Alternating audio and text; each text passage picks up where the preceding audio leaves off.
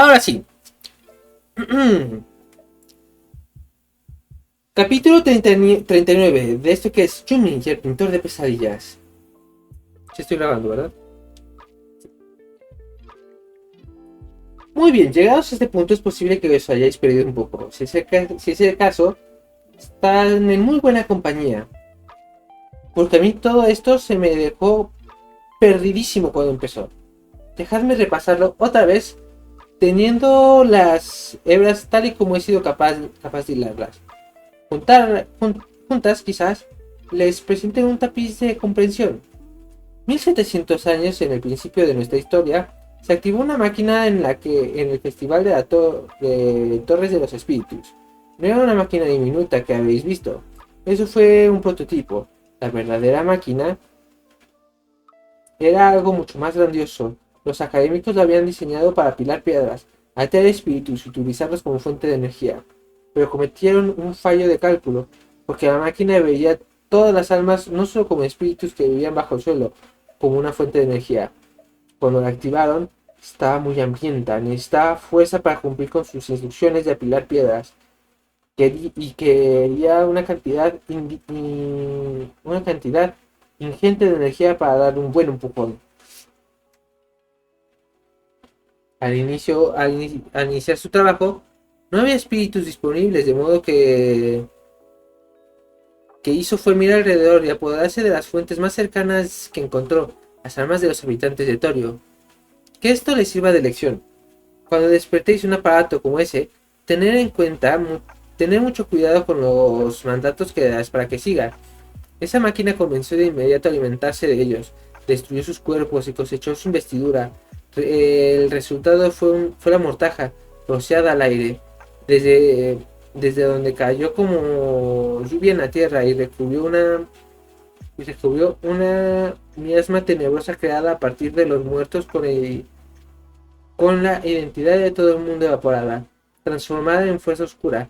Imaginarla como como la brea en la que se convierten a veces los cadáveres descompuestos a lo largo de muchos años, con una precisión increíble. La mortaja es eso, solo que hecha de almas, dejada como residuos a la activación inicial de la máquina.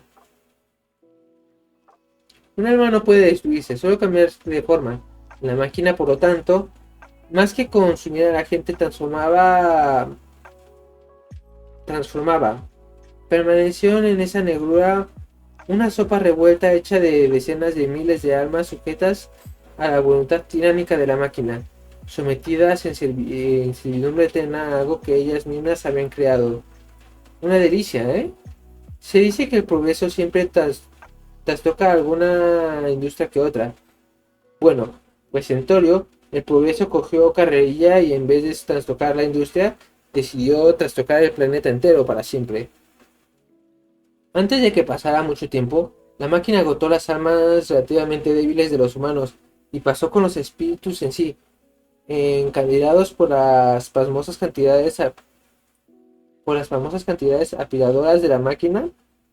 Estos se dejaron atrapar sin gran resistencia por su poder. Al final terminó cosechando todos y cada uno de los espíritus libres de esa tierra. Por fin la saciaron, proporcionándole una fuente de poder más vigorosa. Ese era su propósito, y el apilamiento lo cumplió con excelencia.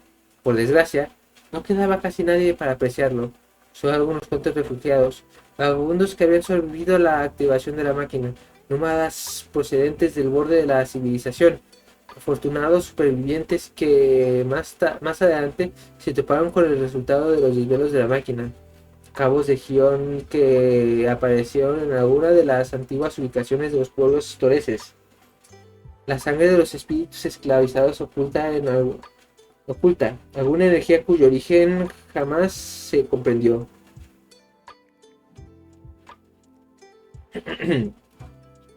Pintor llegó en solitario hasta la mortaja, sosteniendo su bolsa de pintor con los dedos sudorosos, observando la cambiante oscuridad.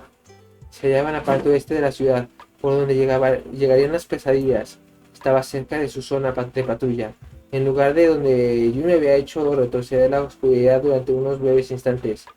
Cuando las pesadillas vinieran, me encontrarían solo a él, a un único pintor. Tembló, sabiendo cómo se desarrollaría la situación. Un tropel de cosas oscuras rodeándolo.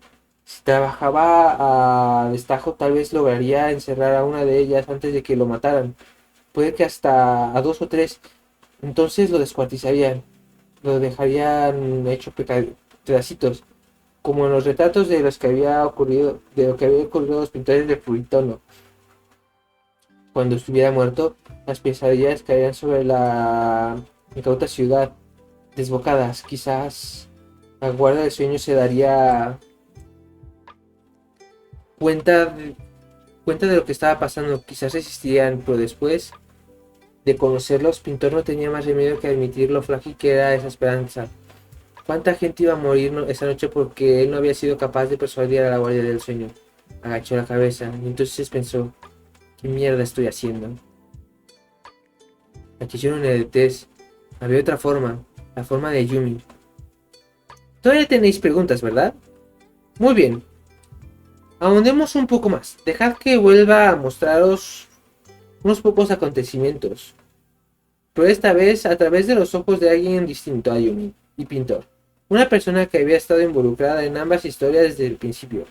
Aquí voy a confesaros que he mantenido sobre un punto. Que he mentido sobre un punto crucial. ¿Recordáis que os he dicho que había estado oyendo voces, viendo destellos de imágenes, a veces ilustraciones completas, a veces solo como líneas que temblaban en el campo visual? Atibosos de acontecimientos según se desarrollaban vistos por Pintor Yumi. Bueno, la verdad es que no era toda la verdad. Hay una tercera persona a través cuyos ojos veía. Li-jun. De hecho, para mí esta historia comenzó con ella. Desconcertantes fogonazos de su vida. Creo que los espíritus estaban observando a Li-jun en particular. Entonces algunas irregularidades de mí, naturales específicas, se infiltraron en la comunicación con lo espiritual, permitiéndome ver lo que sucedía. La máquina evaporó a la población de Torio, alimentándose de su energía, descubriendo la mortaja como subproducto. Bueno, como Jimmy y Pintor habían deducido, a pesar de no contar con toda la información, había ciertas personas a las que la máquina no había podido cosechar ni dominar, las Yokihaiyo. En términos superficiales, murieron durante la activación inicial de la máquina al igual que todos los demás. No obstante, al poco tiempo esas 14 almas se liberaron de la mortaja y volvieron a cobrar forma. Regresaron entre los muertos, negándose a dejarse controlar. Las 14 mujeres eran seres de increíble fuerza de voluntad, tremendamente investidas al nacer por los espíritus. Constituían una amenaza legítima para la máquina. No podían recolectar su energía y no podían mantenerlas conectadas contenidas en la mortaja. Lo que más podía hacerles la máquina era extraer un trocito minúsculo de sus recuerdos. Así que, para controlarlas, creó cárceles en forma de pueblos falsos, sirvientes compelidos por la máquina, que surgieron de la mortaja, edificios, plantas y vehículos creados de nuevo a partir de la sustancia de las almas, y un perímetro erguido con meticulosidad. Esos muros que encontró Masaka proyectaban, proyectaban creando imágenes extraídas de la mortaja, un paisaje perfectamente realista pero falso. Esos lugares eran 14 reservas naturales que podían decirse cada una pensada para una única ocupante. Las Yoki-Hayo terminaron internadas en esas cárceles, con sus recuerdos borrados cada noche. Entonces se les dio un único día para que los revivieran una y otra vez, invocando a los espíritus de Pega y creando sustancias de mortaja. Un sistema tosco, sí, pero que funcionaba. Durante siglos mantuvo esas almas tan peligrosas cautivas, no por la fuerza del brazo, sino por pura fuerza de lo prosaico. Sus guardianas eran las almas de las personas a las que habían conocido. Hasta donde sé, Li Yun llevaba aproximadamente los últimos 17 siglos viviendo el mismo día una y otra vez. Era tal y como se había presentado. Esa era ella, la persona real, el alma exacta de de la que había criado Yumi, liberada de la mortaja, controlada en parte por la máquina, dotada por cierta autonomía. Li Yun era solo uno de los cientos de almas que se veían forzadas a llevar esa extraña media vida. Sus recuerdos, como no, se eliminaban a diario, pero creo que una parte de cada una de ellas comprendía que algo andaba mal, porque todas las noches mientras la Yoki Hayo dormía, la máquina dejaba que se relajara su propia voluntad, al no tener su atención puesta en ellas. Estos sirvientes perdían su forma y su sensación de identidad, convirtiéndose en difusos pegotes de negrura. Cada noche, durante ese tiempo de inactividad, algunos de estos sirvientes se liberaban, vagaban por el territorio, fantasmas sin recuerdos que en una moderada búsqueda de significado, de comprensión, de vida, como si toda la investidura desatada como los mismísimos espíritus, las almas de los muertos se sintieran atraídas por la imaginación de los vivos. Esas pesadillas olvidaban cómo ser personas cuando no estaban dominadas directamente por la máquina, cuando anhelaban, deseaban la vida que habían perdido, enloquecidas por su estados de semi-existencia, se colocaban a hurtadillas en las ciudades, cazando mentes soñadoras con imaginaciones poderosas. Allí, Pintor y los suyos las atrapaban en una semblanza de forma física y las desterraban de vuelta a la mortaja, donde la máquina cada día volvía a reciclarlas, ponerlas a trabajar en sus cárceles. Así era la vida de Li Yun. La máquina no le importaba que me durase por la noche como pesadilla. ¿Por qué iba a importarle? El trabajo estaba hecho, las Yoki Hayu estaban presas. En teoría, un aspecto curioso de las máquinas hacía hasta de las prácticamente desaparecidas como esta, es que no planifican, no piensan en el futuro. La mayoría de las máquinas solo pueden reaccionar al estado de las cosas de ahora. En consecuencia, no tuvo en cuenta que no podía, no tuvo en cuenta por qué no podía. Que Yumi pasara siglos enteros en perfeccionando su arte. Sí, le borraba los recuerdos de a diario, pero pero algo permanecía, memoria muscular, habilidades que se filtraban profundas, que se infundían en su alma, como ron en una tarta. Su destreza no podía separarse de ella, se la había ganado. Y así fue como, el día en que empezaba nuestra historia, ocurrió algo extraordinario. Tras 1700 años de repetir el mismo día, algo por fin se quebró, porque Yumi, con su habilidad en pleno crescendo, apiló tan bien que a dar con un espíritu salido de la máquina. Eso lo cambió todo. El espíritu, agradecido por un instante de libertad, pero sabiendo que pronto caería capturado de nuevo, contactó con ella, buscando una escapatoria. Al mismo tiempo, Li Yun, preocupada, se veía que había pasado algo raro con Yumi. Fue a cazar esa noche como pesadilla, más fuerte que nunca antes. El espíritu recién liberado la observó y la siguió hasta que Li Yun se encontró con Pintor. El chico no era nada especial, al menos en principio. Sí tenía una destreza pictórica por encima de la media, pero no fue eso lo que llamó la atención al espíritu. Fue el hecho que salvara la vida de un niño pequeño. Resulta que bastó con eso. El espíritu halló en él el alma de un héroe. No fueron sus alardes, sus fingimientos, sus actos superficiales. Fue que cuando podía haber vuelto a casa para relajarse, decidió dar media vuelta para proteger a la gente de Carijito, hasta cuando no le apetecía. Ya habéis visto el resto. Pintor y Yumi entrelazados y Lee su inquietud creció. Escapaba cada noche. Acechaba en Carijito. Buscaba a su Yoki Hayo. En esos momentos no sabía quién era. Solo existía una Chen que la llevaba a buscar a esa joven. No dudéis que había intentado matar a Yumi cuando la encontró después de la feria. Y de verdad podía haberlo conseguido. Eso no habría resuelto. Eso no habría resuelto los problemas de la máquina. Porque entonces Yuyun habría absorbido todo ese poder y pasado a ser un peligro. Pero sí que había acabado con los problemas de Yumi, en términos estrictos, dejándola muerta. Tenéis que perdonar a Lee Jun, el casi asesinato, alguien a quien quería y había jurado proteger. No se sentía muy como ella misma durante ese tiempo. La verdad es que no se había sentido muy como ella misma en 1700 años.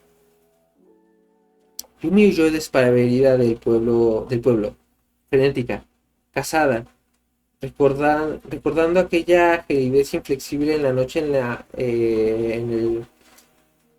la noche en la que el monstruo de Jun casi la había absorbido. Yumi sintió ecos de esa muerte helada, como si hubieran sumergido y se hundiera lejos, lejos del calor y la luz. Los cuatro académicos, ya reconocibles por completo, la persiguieron, las pesadillas al acecho, abominaciones creadas a partir de los sueños, de los más profundos tormentos de la gente. Su forma otorgada por el miedo, su sustancia por la terrible máquina. Yumi no podía dejarlas atrás, no podía pintarlas, no sin herramientas. ¿Reaccionarían al apilamiento? ¿Tendría ocasión para poner dos piedras una encima de otra antes de que la alcanzasen?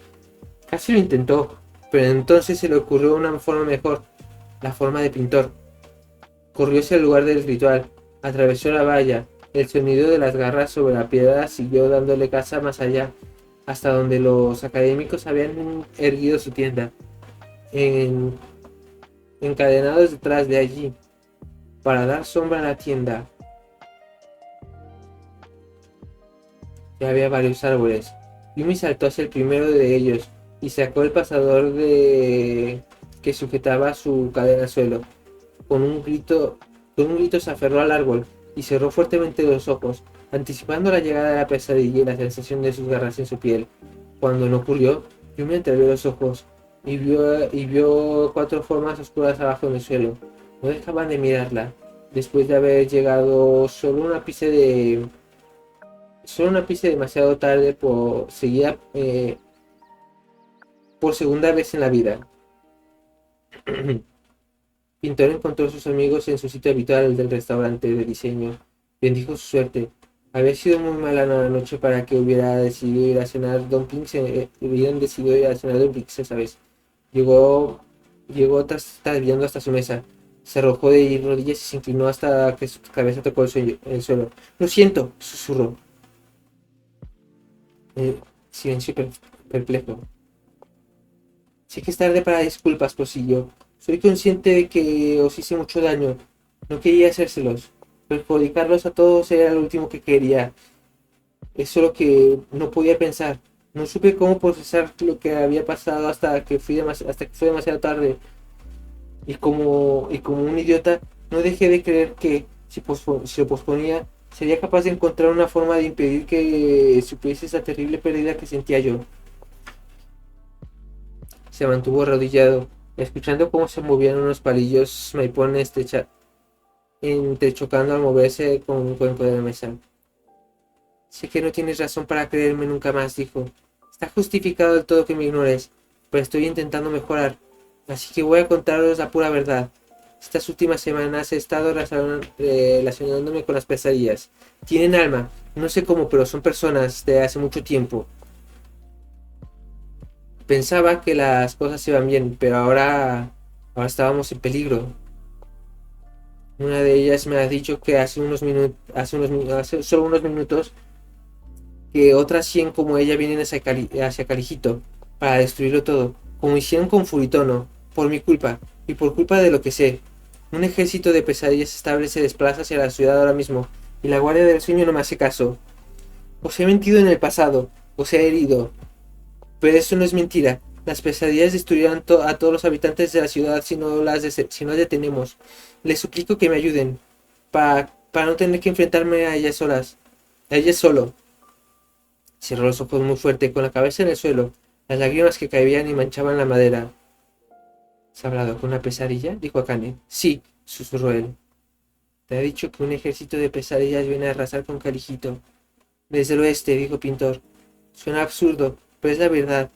Silencio tenso, aunque los otros clientes siguieron comiendo. Fue como si esa sección del restaurante estuviera amortiguada, como si allí no hubiera nada vivo, como si Pintor siguiera estando solo. Será mejor que te acompañemos entonces, dijo Tojin y se levantó. Pintor alzó la mirada con el corazón dando un brinco. ¿Y tú te lo crees?, preguntó Issei a Tojin, señalando hacia Pintor. ¿En serio? Tojin se encogió de hombros. Es lo peor que puede pasar, Issei. Si se equivoca, hacemos un poco el ridículo. Y nos toca volver aquí a tomarnos fideos fríos. Mira, Pintor, si tienes razón y no vamos, ¿qué?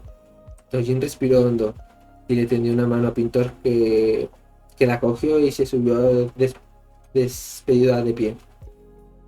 Estoy de acuerdo, dijo Masaka, en voz baja, desde adentro de su grueso y sudado suéter y bufanda. Creo que debemos ir, por si acaso. Si hay 100 pesadillas, terció Akane, no haremos gran cosa para detenerlas.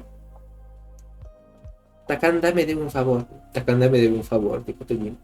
Nos llevaremos con sus pintores para que ayude. Y a Junichi siempre le gusta echarse unas risas, así que querrá ver esto. Seguro que trae algunos más. Supongo, asintió Akane, que podremos pedirle a Kinora que venga también. Y reunir a unos cuantos más. No seremos 100 pintores, pero quizás sí 20 o 30. Sí, por favor, dijo Pintor apretando la mano de Tojin. Gracias. La otra noche, respondió el hombretón. Cuando te acabó la pesadilla estable, se dio la vuelta sin motivo y huyó. Cuando lo hizo, por un momento de nada, me pareció verte allí, dijo Tojin. Tojin sonrió. Decidí que mi mente me había jugado una mala pasada, pero estaba pensando en ello. De todos modos, se me ocurrió que eres el único que jamás se ha tomado en serio esta vida. A lo mejor si fuese como tú no me habría caído y estado a punto de que esa cosa me cargara. Pensé que tal vez no esté tan mal fingir que estás en la guardia del sueño, ¿sabes? Se encogió de hombros. Hay mentiras mucho peores en todo caso. Vamos a ver cuántos compañeros podemos conseguirte. Y con esto terminamos el capítulo 39. Estamos en una baba.